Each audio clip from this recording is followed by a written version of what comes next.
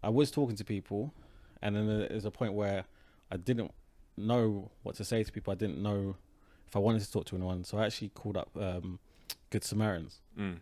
and that Snap, I didn't know that. yeah. So this was like just a way for me to talk to someone, and it's a decent way you get to talk to someone where they're not judging you. What's going on, everybody, and welcome to 30 Years and Running.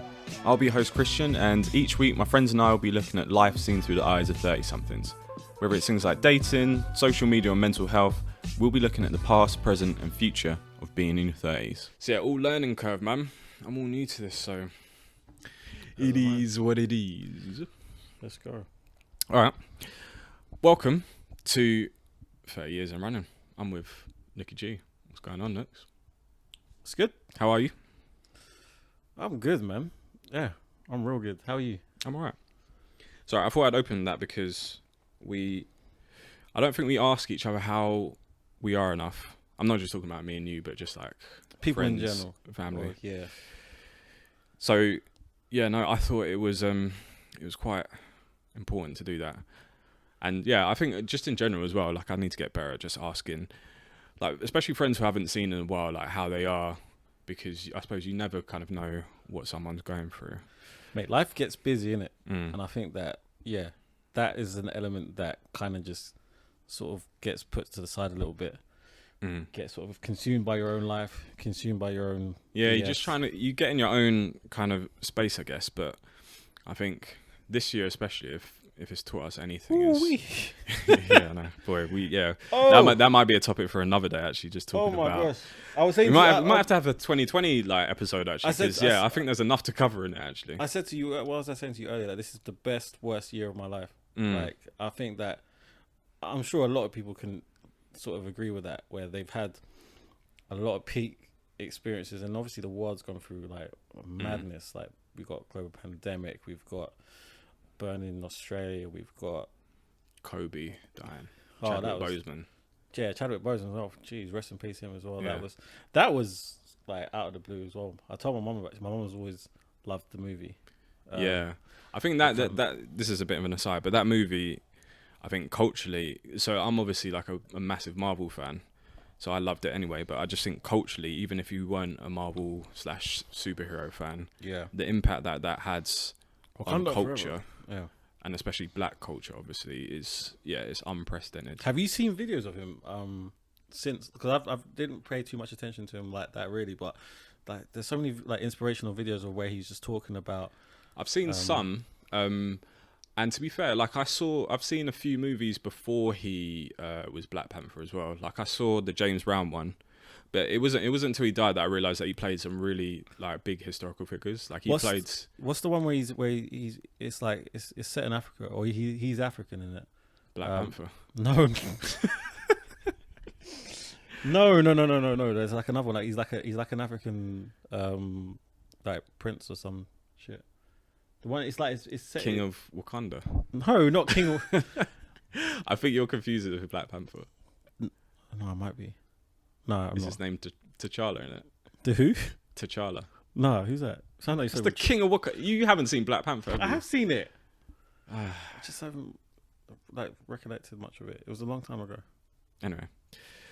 But yeah, I think the Kobe one hit me harder because I'm a big basketball fan, Bro, and I was like a Kobe fan as well, and I think just the circumstances behind that, like helicopter crash, obviously quite a rare thing. He had his daughter, or there was like multiple like young people in the helicopter as well, which is obviously really sad. So do you know what? Just to play onto that one, I remember when it happened, and obviously that was probably like one of the biggest news that have obviously come out this year, and a lot of people were obviously jumping on it because he's been a big figure for everyone. I think for me, like, so for the last 3 years or so, I've been really focusing on trying to be positive and having a good mindset.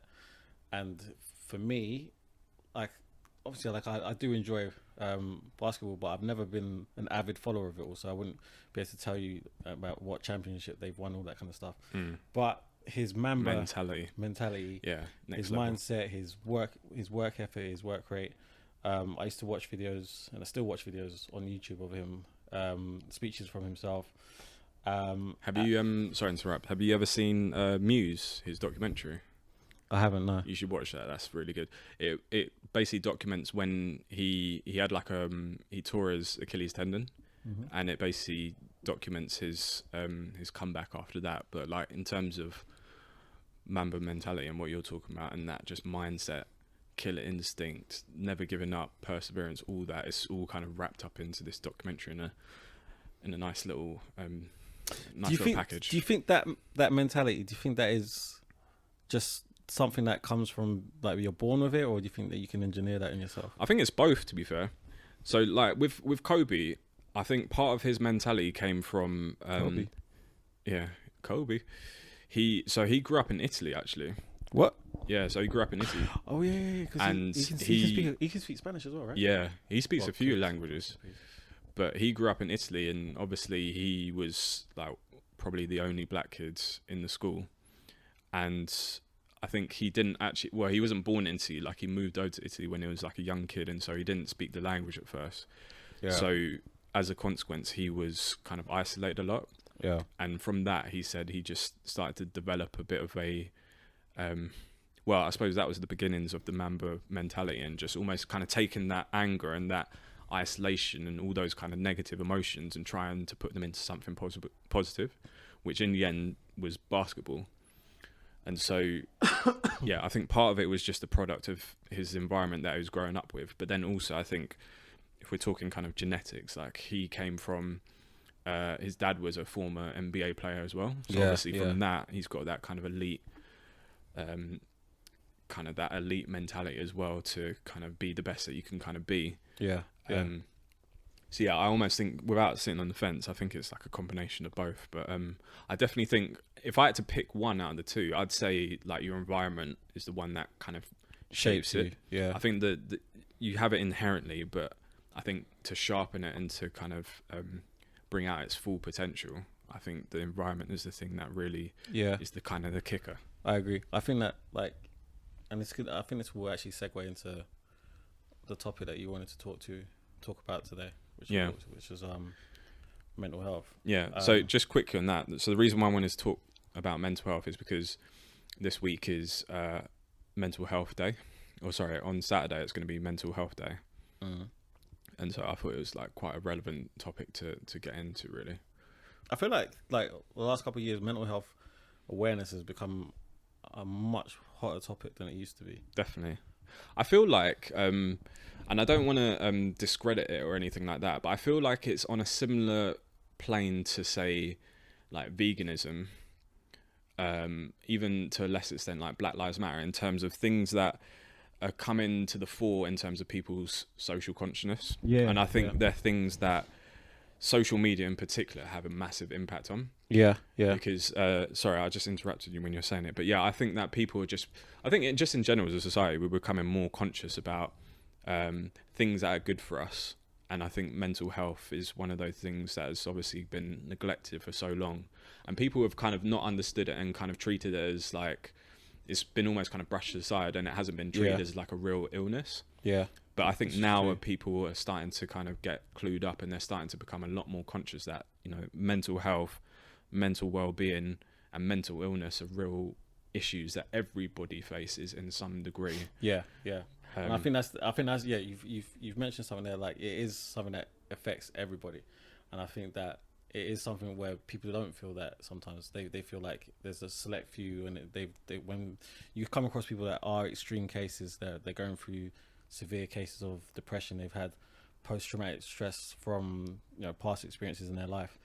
Those people, they tend to be the focus of when you talk about mental health. But realistically, it's multifaceted. There's so many different components to it. There's so many different people that do get affected by it. Yeah, I think some people just automatically assume when you talk about, say, if you're struggling with mental health, they'll assume the first thing they'll probably say is like crazy. Like they think on like the end of the spectrum in terms of what you're suffering with.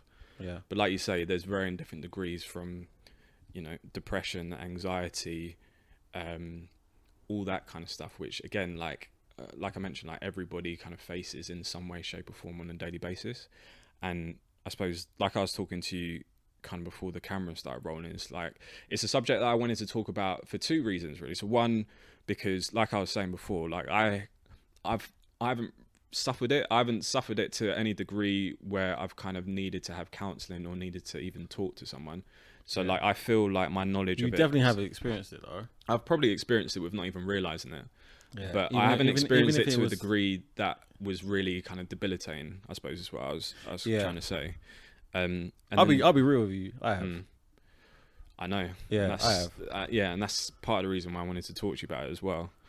But then also, just quickly before we kind of get into talking about you and kind of a broader space, digging deep into. No, so I'm not here deep to into my dark past. I'm not here to psychoanalyze you or anything like that. But like the second reason I think is just I'm over it now. It's cool. Yeah. Well, you can never be over it like fully, I guess, but we can talk about that. But like the second, is that ginger hits you in the heart or something, isn't burn, it? Yeah, that's what I mean. But I think the second reason is to talk about it from a male perspective. And talk about it especially from a black male perspective as well. Yeah, which is because it's a tough food. Yeah, and we can talk about this in a second, but just quickly, I just think males in general, there's this kind of inherent thing around, you know, talking about your feelings, you're seen as weak, basically. Mate, and I think in the black community, I'm not necessarily saying from, you know, my parents or my family or even your family, but I think it's under the microscope a little bit more. Do you know what I was looking at recently? And obviously this will connect to that. Like, you see recently with was it Will Smith and Kanye West? Obviously they've both gone through some pretty traumatic situations both on their own. Like, if you look at Kanye West, like, he's obviously broken down and talking about being bipolar, and most people are like, they've literally just sort of taken the piss out of him. Yeah, and it's like, it's all obviously, like, you know, the internet's there for memes and it's there for jokes and pointing fun at certain things, but then at the same time, it's just like this guy's obviously gone through a real deep episode. I think, do you know what? Like, that's just, I know we touched on it when we talked about social media last time, but I just think that's the worst case that you see. That's some of the worst instances that you get from social media is people like memifying like really serious issues. Like, I like that word, memifying. Yeah, I didn't make it up. I'll check Collins, see if it's in there. Yeah, Collins there. I reckon it will be there at some stage. But yeah, I think memifying. Memifying. But yeah, the amount of like memes I saw. Well, you've probably seen like the Will Smith crying meme. Yeah. But the amount of those I think as well, man. But the amount of those memes that I saw after that chat that he had with Jada, I just thought it was really sad, to be honest, because this man is, you can see visibly that his heart is breaking. Yeah. And people want to take the piss out of it and call him a pussy, and he had like 50 Cent like trolling him, stuff like that, where this guy is literally, his marriage of how long, like 20 years or something like that, right in front of our eyes is just being kind of like really broken down in a really cold way, and people just want to take the piss out of it, and it's just kind of like, but you know what it is? What kind of like, that's the culture that we live in now. We just we glorify dumb shit. Do you know what I think it is? I think that people want to feel good about their own circumstances, and that you have someone that's, you know, he's a successful man, like, no homo, he's a good looking guy. He's got his disclaimer, G, love it. Yeah. He's got his family, he's done well for himself. He's like, he's an inspiration to a lot of people. But that will harbor a lot of jealousy, and people want to be in his position. So when they see a certain element of demise on him, it's like, oh yeah, let's jump on that. Oh, look. But I think that not so rosy, are you? Yeah, but the Will Smith example is a perfect example of what I was talking about earlier in terms of males, especially, and in this instance, obviously, a black male being seen as weak for showing emotion when he's talking to his wife about her indiscretions. And in an ideal world, we would be commending Will Smith to have like the bravery. Yeah, the bravery, that's the word. To have the bravery to even have that conversation in the first place, and secondly, to have it in front of however many cameras as well. And that's the problem that I have with how Oh, she was cold as well. she was so cold. I was like, But, when she was saying like, yeah, it's nothing, man. It's Yeah. entanglement. Like, what That's what I mean. But that's I was just like, ooh, yeah. Jada, she was super cold with it. But I mean, that's the problem. That's the problem that I have with social media and. Oh, I thought you said that's the problem you have with Jada. No. I mean, again, that might be a conversation for another day. But like that's the problem that I have with social media and how our community. I'm not talking about just the black community, but just like people in general, how we kind of view males being ostensibly showing weakness. Us what? Ostensibly. Thank you. I was hoping to get some ratings for that. Ostensibly or weaker? Yeah, like showing ostensibly being weak. Yeah. When in my book, anyway, like he was he was laying his soul bare, and I have nothing but respect for anybody who, you know, whether it comes off weak, quote unquote, or not. Like I've got the utmost respect for someone who just puts their heart in their sleeves, lays it all online. I feel like especially as a celebrity and as a black male. I'll be honest though, I do feel like we're a long way away from that becoming a lot more commonplace in terms of perceptions and stuff. Yeah, because it's a battle in general when people are trying to basically say like it's okay to feel upset about certain things. What's the phrase they will say? It's okay not to be okay. Okay, yeah. And do you know what? The amount of times I see that on social media, but. Am I seeing it?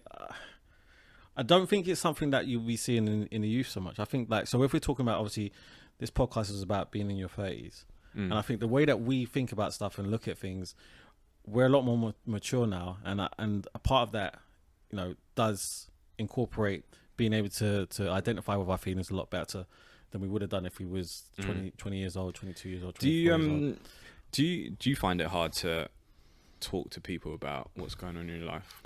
I'll be real with you, innit? So there has been occasions where I have struggled a little bit to talk to people about certain things. There's struggles that I've had. I've spoken to you about some of my struggles, not all of my struggles. Yeah. I've not really shared all of my struggles with other people. I'll be honest. There was a time. Okay, so when I was going through something quite tough, this was like a breakup that I had about 3 years ago. So now, I was talking to people, and then there's a point where I didn't know what to say to people. I didn't know if I wanted to talk to anyone, so I actually called up Good Samaritans, and that I didn't know that. Yeah, so this was like just a way for me to talk to someone, and it's a decent way you get to talk to someone where they're not judging you. Yeah, well, sorry, just quick on that. I think that's completely admirable because weirdly, I think it can be hard to talk to someone who you know about because you feel like they might judge you or they might see you in a different light. So, like, I think. Do you need to take that? No. Sure. I'll call him back later. Who's that? Don't worry about that. Richard. Sorry, no. All I was saying is, yeah, I think it can be hard to talk to someone who you're close to because, yeah, they might it could go two ways. They could be either really worried about you, like to the point of like they're too worried about you, if that makes sense. So like if you were to tell your mum or your dad or something like that, they might get overly worried and you might think you might cause more problems than do any good. So it's taken me a while though. I'll tell you that, like, I know now that I can trust my mum with anything. And there's a lot of stuff I never really told her about because I was just like, you're not going to get it. You're going to like sort of throw that Jamaican proper sternness that I'm not really feeling to receive right now. I'd say that it comes from becoming more mature and becoming more experienced in life, and yeah, we're in our 30s and we appreciate certain things in a different way. And one of the things I'd say that I appreciate is being able to talk to my mum. My mum actually, like, she is like basically my best friend in that way where she. Aww. No, she's still my G, don't. No. I don't. I'm happy to play second fiddle to all.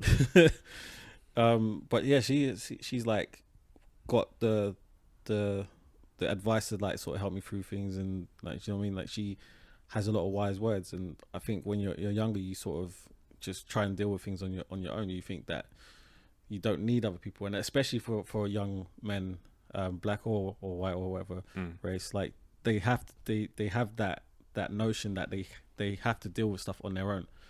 Man up, you know what I mean? Like, why are you crying for? Like, Yeah. don't be a Grow a pair. don't be a bitch. Yeah. Fucking dickhead. Mm. What are you looking at, you mother? Get on, mother. He's troubling you though. No, I just remember some days in Tiger and that. Yeah. But you're right. Like that's the kind of the mentality that we. The mentality. Yeah. Well, that's kind of what we learn growing up, I guess. Is, you know, you get on with it and you deal with it as guys anyway. And I suppose we've never really been taught to talk about our feelings to any great degree.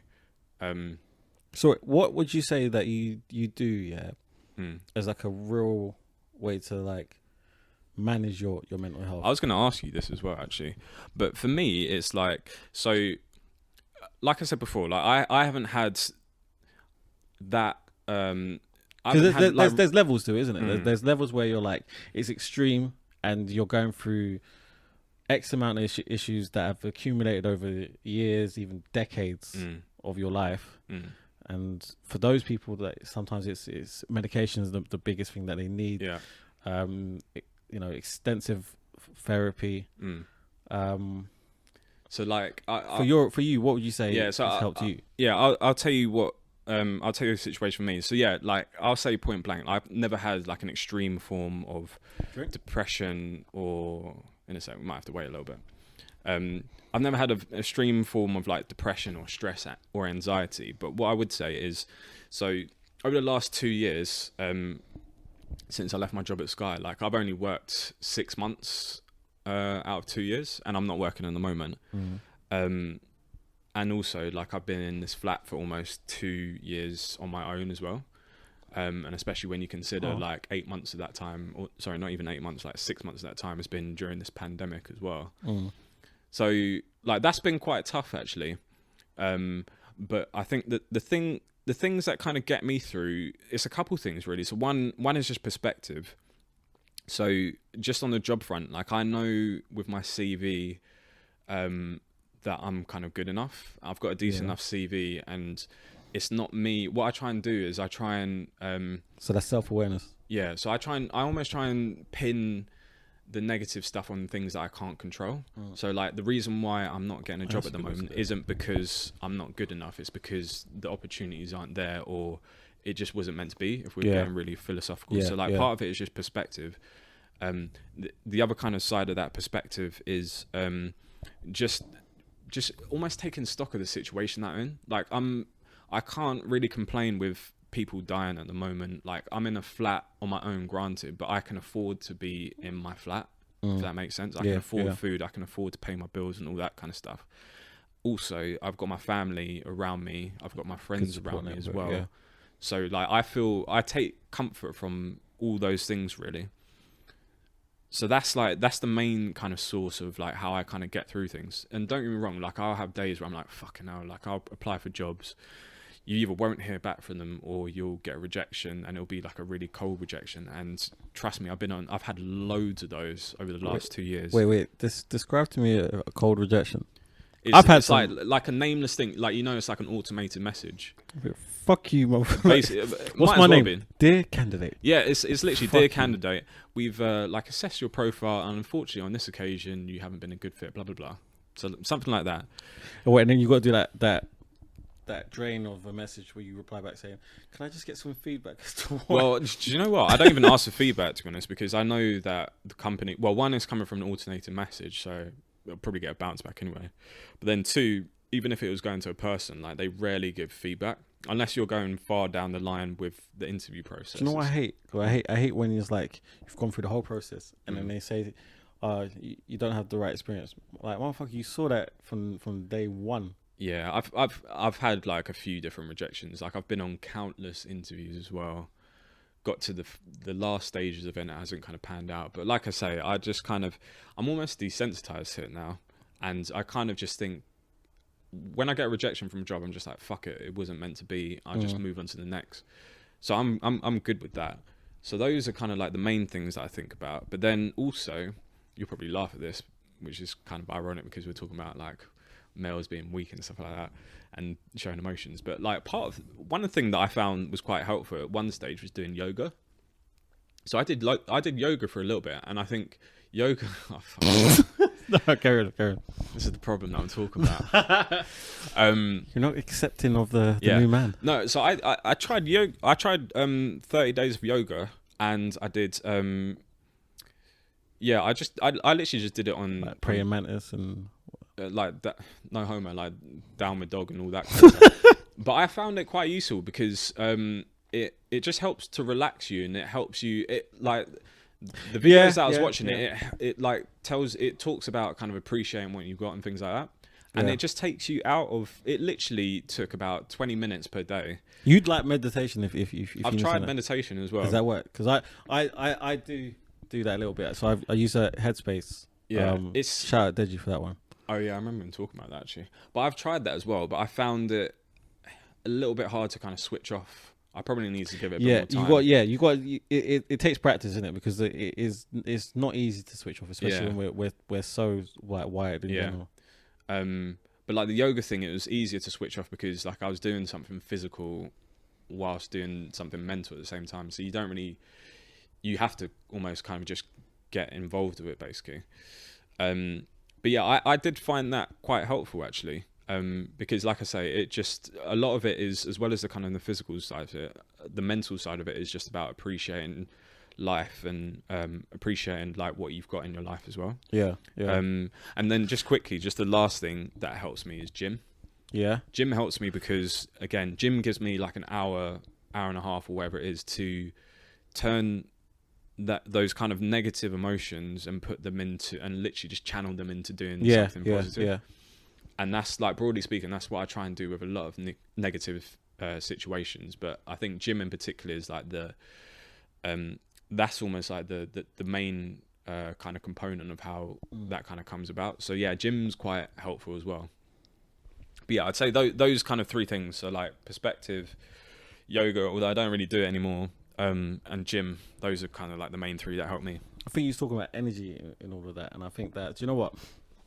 So when we talk about mental health and just talk about mindset and stuff like that, like obviously I did mention earlier that I had that breakup, and like I'm quite happy to sort of share that from that breakup I had to basically pull myself out of what I would have called like a very low state. So I was like in a state of, I don't know if I can really call it depression, because I didn't need like medication to get through, but at the same time, like I was very anxious. Like my anxiety levels were through the roof.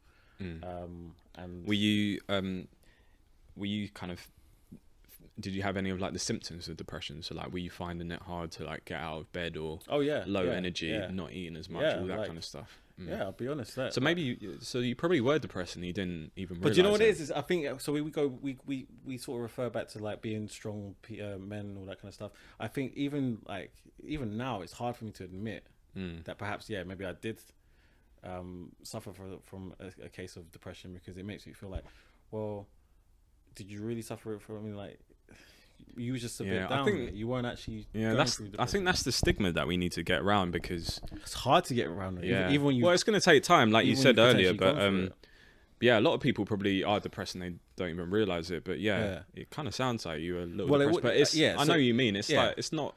It's again, I can't help but go back to the point around it. It just feels like a guy thing to. Yeah, like us guys, we're just not good at like sharing our feelings, I think. Yeah, getting there, learning. But like, at the time it was like, so after the breakup, like I went through this stage of like depression, crying, etc. And I had some good people around me. I had you, some other people. Oh, thanks, man. Like from the main circles, from where I was working at the time, a few girls I used to work with. Like so much support, and it like they gave me perspective, and then basically there was like a trigger at some point where I was like, do you know what? I can't be feeling so down and like low and stuff. So I took a conscious effort to basically try and just change my life in terms of how I felt. And this started with basically just subjecting myself to motivational content on an everyday basis.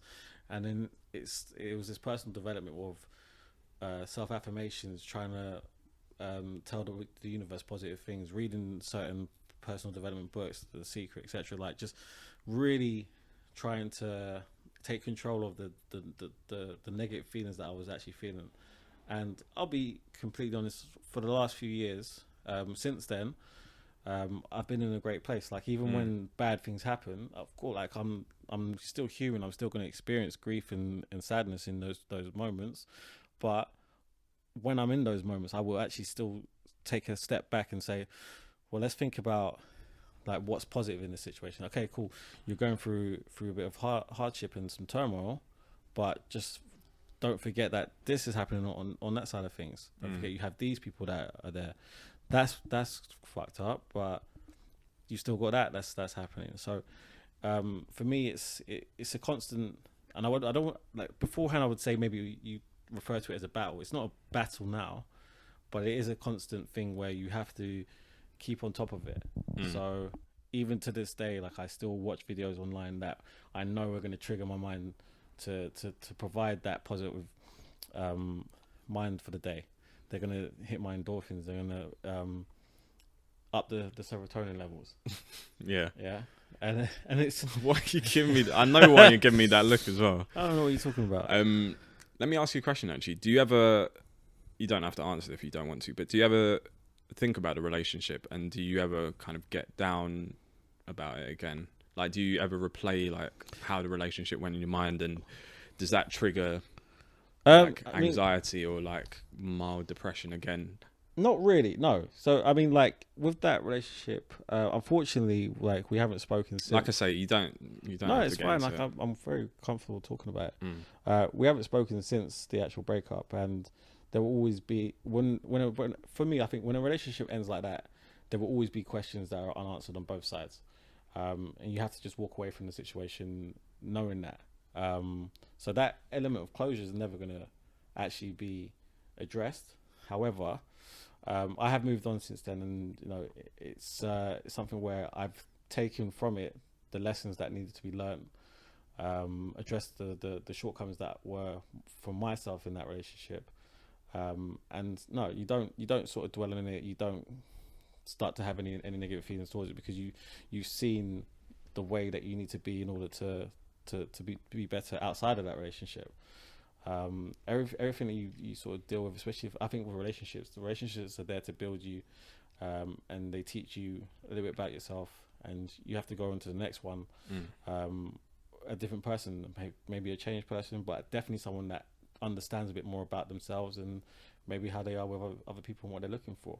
So it was I wouldn't say it's something that still holds me down at all. No. No, that's fair enough. I think relationships are ones that I don't want to say that they're the main causes of kind of mental health issues, but I do think that relationships, just by nature, really, they can be quite a big factor in having mental health issues. It's huge. I mean, it's down to the environment, isn't it? Yeah.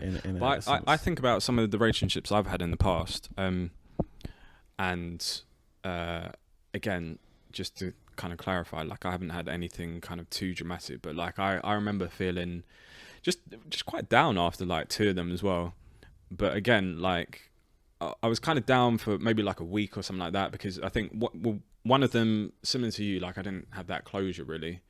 And I felt within that relationship like I kind of done the most to make it work. Yeah. And I kind of didn't get that kind of reciprocity back. And I was there was a lot of kind of soul searching after that. It was kind of like, well, what did I do wrong? Or like, what more could I have done kind of thing? That's the feeling that I had. Yeah. But then, so I maybe felt like that for like a few days or like a week. But then, I think it goes back to those kind of coping mechanisms of like the perspective one was a big one for me in that, to be honest, because it was almost kind of like, you know, one half of my brain was saying, okay, what more could I have done? Like, did I do the right things, etc. But then the other half of my brain was saying, well, Christian, you just dodged a massive bullet actually, and this has all kind of happened for the best. Yeah. And like, funny enough, like that side of the brain was right really, and it wasn't until kind of like retrospectively I kind of looked back on it that I was actually like, Jesus, pretty glad that happened. Glad I won't to go be into out the there. incident, but like, I'm glad it happened then rather than kind of further down the line. Yeah. So yeah, I think, like I say, not to sound like a broken record, but a lot of it for me just comes through perspective and how I kind of deal with negative situations in my life. Yeah. Thanks for watching 30 Years and Running. Please subscribe, comment and share. See you next week. Peace.